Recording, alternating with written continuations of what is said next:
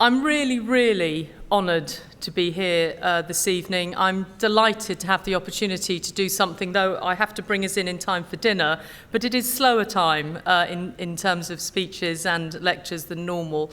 So I'm delighted to be here tonight, and actually I see it as a privilege to address this particular audience. I do want, if I may, just to pay tribute and thanks to Derek. I have been in and around the Superintendents Association now for several years, and I would just like to say that I think Derek has shown just enormous leadership and strength in what must have been 3 enormously challenging and difficult years. So, and in the midst of all of that, has always found the time to be supportive and honest and direct when needed with me. So thank you, Derek, for that. It's much appreciated. And of course, I look forward to Irene taking over as the president next year. And again, Irene, you've got 3 challenging years ahead of you too. So as colleagues and friends know, it's been in many previous roles, I suppose it was a more frequent occurrence that I would be in contact with the police. I would have first met some people in this room upwards of 10 years ago doing antisocial behaviour, then in the Home Office, moving on then to the Respect programme, trying to prevent antisocial behaviour. Others, when I carried out my review into engaging communities in the fight against crime, later towards the end of the last administration in the Home Office, again on neighbourhood crime and justice, always the public, always the public. In all of those roles, I've been privileged to work closely with the police, and your support, frankly, in some of the tougher things and tougher times I've tried to do has been invaluable, and I wanted to thank you for that. It wasn't, for example, easy to get community payback made visible to the public, and I'm sure that without the backup of the police, it simply would never have happened. During my almost 14 years now in these various czars jobs, as Derek has pointed out, on antisocial behaviour and crime for various governments, it was my last job as the Independent Victims Commissioner where I sometimes felt that the voices of those speaking up for the needs or the rights of people who commit crime, the offenders, were in danger of drowning out the victims or the public, or indeed those talking about what victims of crime need or deserve. And in many times, ladies and gentlemen in the room this evening, I have been grateful for, over and over, the common sense voice of police, your leadership, your willingness to take on others in the system, and so, therefore, the police is very close to my heart. Of course, I would have said yes to this invitation tonight. It's an honour to deliver your annual lecture. First of all, mad to turn down the opportunity to talk to such a powerful group of people. But the main reason I wanted to is, as much in some ways for myself, to step back and think the world is changing and is changing around us. The role of the police is changing, and for public services more generally. And that's what I want to reflect on this evening. And of course, before you do proceed down lunch and various drinks, I'm going to ask you for some things. It's Louise Casey. Of course, it wasn't a free dinner. The aim of the Troubled Families programme is to turn around the lives of families who have many problems and indeed cause problems in their local area, who ultimately cost cash-strapped services such as yours a lot of money just to contain them, frankly, in a mess, rather than getting to the root causes of what's going wrong for them as a family. These are families who I believe, despite the best efforts of many people, including successive governments and successive programmes and initiatives in social services, social care services and local authorities, and indeed the work that many of you have done, have not been changed. And I hope your President-elect won't mind me repeating a story that she told me a while ago, and I think it must probably resonate with many of you in the room. In her early days of a PC in Lancashire, she knew the names of the families on the beat, that familiar refrain that many frontline police officers could tell you. I know the people in my area, Louise, I know them by their names. They were deeply entrenched in crime, in domestic violence, drugs and alcohol, and their children were often out of control. And we weren't talking about, and still to this day, we're not necessarily talking about hundreds of families in those beat officers' lives. More and I quote from many of them, Louise, they're the one family crime wave on my watch. And that's often the expression I hear them talking about. And that what Irene said to me is that when she went back in that same area 20 years later as a significantly more senior police officer, it was actually the same families with the same names, pretty much with the same problems, only with 4 or 5 children more now creating those problems too. We all know how resource intensive these families are. As Chief Constable Peter Fahy puts it, there are cases where it would be cheaper for him to station a police officer full-time on a family sofa than to deal with the constant call-outs, arrests, and every other demand they place on the police service. His words, not mine. But I happen to completely agree. And of course, that's not what anybody wants, to put of course, you can tell I'm nervous, can't you? Of course, that's not what anybody wants, to put coppers on sofas. I know, and you know, the police aren't there to be social workers. Many of you would say you came into this job many, many years ago and worked your way up to where you are because you were motivated to protect good people and lock up bad ones. But you also know, in the roles that you now have, in this 21st century, policing has become a lot more than that. So no, I'm not asking you, nor indeed asking you to ask your officers and your staff to be social workers. But I do need you, and I do implore you to be leaders. The police have run services in times of growth, and now you're running services in times of austerity. And it is fair to say that troubled families have dominated both. We can all see that something needs to give here, and we need to do things differently. We have to now reduce the vast amounts we are spending right across public services on these families. We need to become cleverer and more intelligent in our approach. Against a backdrop of increased workload for you, let alone the people that work for you, and indeed diminishing resources, like me, you are in the business of demand reduction. Your inspectors, and others indeed, would all be able to give me hundreds of examples of somebody, say, like Johnny, whose antisocial behaviour at 10 years old is the reason for daily call-outs from the owner of the local spa shop. Shortly, you'll be dealing with his criminal damage as he smashes glass and sets fire to various things in the local park. A couple of years and you'll be arresting Johnny for his first burglary. And then probably, fatalistic this may seem, but for domestic violence when he moves in with his girlfriend. And then your staff, and indeed you, see the story roll on as Johnny goes on to have children. You don't need to read the report I published in July. You really don't as cops, to see how entrenched and complex these families' problems are and how those problems are transmitted from generation to generation. You wouldn't be surprised to hear the story of one young woman I met and interviewed who told me she'd been raped at 4, which she had. She was drinking and taking drugs as a teenager, which is no surprise. In her words, stuff escalated. She'd lived on her own since she was 16. Her neighbours were up to their eyes in dealing with her every day, and it had resulted in eviction proceedings. She'd had several violent relationships. Her child was on a child protection plan, wasn't in school, etc., and she was close to losing him. But throughout each iteration of that case, she was known to the police. She was cautioned by the police, arrested by the police, and had been in prison. Your officers hear and deal with shocking stories like that every day. You know all of this. We all know it.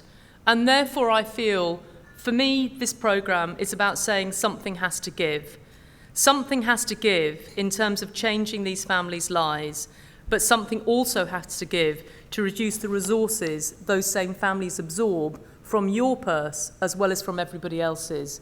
It is, in my mind, the business of managing and reducing demand. You can call it prevention of crime, you can call it managing and reducing demand. So it's good if government has brought together 450 million in times of austerity to fund this new drive on troubled families. And it's good, in my view, that local authorities and indeed all around the country, the police, are actually together delivering the action needed. Why do I say that? I know that some of your officers will go to some of those 2-hour local partnership meetings with a heavy heart, whether they're called MASH, MAPPA, FAF, CAF. They've all got different labels, but your guys go to them, and indeed when they're really important, you go to them. And some of them go with a heavy heart. Some of them and some of you no doubt think that they are bureaucratic, a talking shop, a waste of time, and sometimes, let's face it, you might be right. But I have seen for myself, only in the last few months, how the police presence in that room can change the whole dynamic. It's often the police who, in these multi-agency meetings, can cut through the bureaucracy and get directly to the nub of the issue. I was sat observing a cluster meeting, another expression that's arrived, but anyway, which I won't name the area, and they were talking about a child's behaviour in the school, and they were all focusing on the child's behaviour in the school, without anybody seeming to be able to answer some very basic questions like, so where's the mum and who is the mum? Thank God for the incredibly sensible inspector at this meeting, who not only knew exactly the family they were talking about, the fact that the mother was a drug user and had been arrested indeed several times, that she was indeed pregnant again, and also, right before me, no bother at all, in his uniform, entirely took on children's social services and what they were actually doing to intervene with that family. That challenging, authoritative voice that the police provide can be absolutely central to getting things done. And I would make a plea to you to tell your people, to empower your people, whatever language you want to use. Don't go to those meetings, or don't let your team go to those meetings necessarily wanting to be, Mr. Partnership doesn't necessarily mean, or Miss Partnership doesn't necessarily mean Mr. or Mrs. Popular. Be ready to be the person that challenges, the person who's impatient. If you're in the business of demand reduction, which seems to be the language within the police at the moment, it will involve challenging agencies and indeed taking on vested interest. Even if that vested interest sometimes has good intentions, sometimes it needs to be taken on. Some of the most impressive examples of family intervention I've seen around this country have had the police as their backbone. And their role will often be, yes, to provide that authoritative voice, but also to act as the front face for sanctions, without which we're left with a carrot but no stick. And just so I'm clear, when I talk about family intervention that works, I mean proven methods. We know what works, we've got the evidence for it. One single caseworker who grips the whole family and tells others to back off. One who works assertively and doesn't take no for an answer from the family or indeed some of the people around them. Telling them the truth and what needs to change with an authoritative voice. Someone who rolls up their sleeves, dons the marigolds, and gives practical help to change the ways and not just fill in forms and make assessments to tell them what they're doing wrong. And critically, who is able to use sanction as well as support when needed. I hope that our 450 million is going to pay for these kinds of projects and these kinds of workers, for the sake of the families and for the sake of the public purse. I'm not asking your officers to be those family intervention workers donning the marigolds, but I can point to examples where the police have driven setting up of such projects, where they have challenged agencies to do them well rather than to do them poorly, and indeed examples where they have seconded police officers into the crucial leadership and coordination roles. When I talk to some audiences about this programme, I have to give them a hard sell on the need for sanctions, and I hope I don't have to do it here. I hope I don't. I believe we shouldn't shy away from the importance of persistence with these families. We have to take a tough approach if this is going to work. Many areas have talked to me about the value of upfront and assertive working styles, which has come from asking themselves, who are these families then that have been on everybody's list for years? Why are they still there? Why do we know the children in those families? And why do we watch them continue in a mess for the next generation to grow up, frankly, often very much like their parents? What do we need to do things differently to get them to change? There are families who seek help or who are immediately open to it. Some of them may not be the ones we want this time round. Sometimes it's only when a family is threatened with eviction, with childcare proceedings, with ASBOs, or indeed the heat that the police can bring, that they will accept an intervention in their lives. So yes, this is about supporting families and giving them the help they need to change, but I want to shout from the rooftops, we cannot leave behind the children in these families because their parents do not want to engage. And that's another challenge I put out to you. It is too easy for the civilians to back off from those families, and it is critical that you, in many ways, lead the charge. Or there is a danger that this programme will be more of what has gone before, of making services available and simply hoping that people who might need them turn up. It has to be different. For the first time, I've charged local authorities with actually identifying real families, not percentage reductions, not strategies, not scoping, real families, their names, their addresses, who will be targeted. We have to be clear about who the families that are most in need of help to change, and we have to be bold about getting past their front doors and into their homes, and indeed tough about consequences for them if they say they won't accept that help. And that involves serious leadership locally. And that, for me, is where you definitely come in.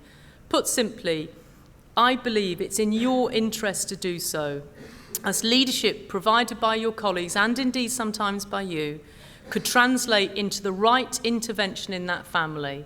And the right intervention in that family could actually translate into demand reduction. And the evidence shows that it does. And I really hope that you'll look to yourselves in the police service of having a role to play in what I personally believe is a chance that may not come again. Something that goes beyond politics, something that we were motivated to do when we decided to join public service, a once-in-a-lifetime opportunity to prevent another generation of these troubled families, and maybe, therefore, when you return to that estate that you started on all of those years ago, those beats, that there will be a better story to tell for those of you that now serve under your leadership.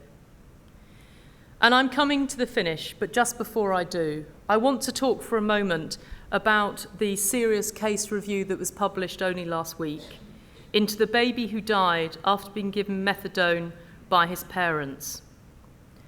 I am not suggesting that I know whether that baby's life could have been saved by taking a different approach in that case.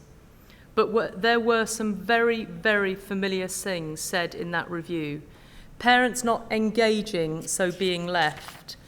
Multiplicity of agencies all over the family, but nobody gripping what was really going on. Parents knowing how to play the system. A lack of information sharing, a lack of family focus. But instead of standing before you tonight, as no doubt many other, indeed more prestigious people than me have done, who've done lots of work looking at these serious case reviews, I wanted to focus on one particular aspect, something that cropped up time and time again, and here I'm quoting directly. Practitioners need to improve their ability to challenge families and to challenge within the multi-agency arenas. The extent of the parents' lack of engagement, avoidance and dishonesty grew over time. And although this was recognised by practitioners, there was insufficient challenge by professionals, no sustained, planned approach to protecting the children. Next one. However, a better planned and authoritative approach to the family may also have prevented his death. Next one. What was lacking was the authoritative challenge to this lack of cooperation. There was a lack of enforcement of consequences. There was a lack of challenge by practitioners across a range of agencies. Another one. There is a sense that practitioners had a view that the sharing of information with the social worker absolved them of responsibility for authoritative action. The reason I'm picking those out, because they were a dominating theme throughout the serious case review. And I hazard a guess, if I were to look back on the last 20 and mine into the detail of them, you'd see the same language. People need to improve their ability to challenge. There's insufficient challenge by professionals. No sustained planned approach to protecting the children. A better planned authoritative approach. Lack of authoritative challenge. Lack of challenge. Lack of challenge. Lack of challenge. Lack of authority. Lack of authoritative. Quite clearly, this lack of sanction, this lack of challenge, and this lack of authority is not unique to this particular case. And indeed, you are way too senior and way too been around the block long enough not to recognise and understand the extent of that throughout much in the public sector. And indeed, I hazard a guess that a number of you over the years have looked at and been involved with serious case reviews. But we also must recognise that the police are the one group of professionals, and that's the right word to use here, professionally trained, professionally brought up, professionals, for whom an assertive challenge is absolutely and completely second nature. Something that others could learn from, something that others could take a look into, something that others, if they got better at, might actually prevent more deaths, such as that young child's. So I am asking you tonight to be involved in my programme. I am asking you tonight to step up of the challenge of actually asking people in areas, and they may be below you, but get them to go to those meetings, get them to ask the local authority what the hell is going on, get them to get involved. I am asking you to promote, to stand up and to be counted for the Troubled Families programme, not only for those families, but because you yourselves, as police officers and police leaders in the 21st century, are leaders that need to reduce demand. And to me, reducing demand is when one of your PCs, when they in 20 years are in an inspector's job or even knocking on the door of yours, they don't have to go back to those housing estates and meet families, or their PCs are talking to them about families of the names that they still recognise. That, to me, as I said, is not about politics, it's not about being a czar, it's not about anything. It's my personal commitment that I want this job not to be another notch on my CV. I want it to be something that transforms the communities and the lives of those families. And those families, and frankly the rest of the public sector, need you and need your leadership. Thank you very much indeed.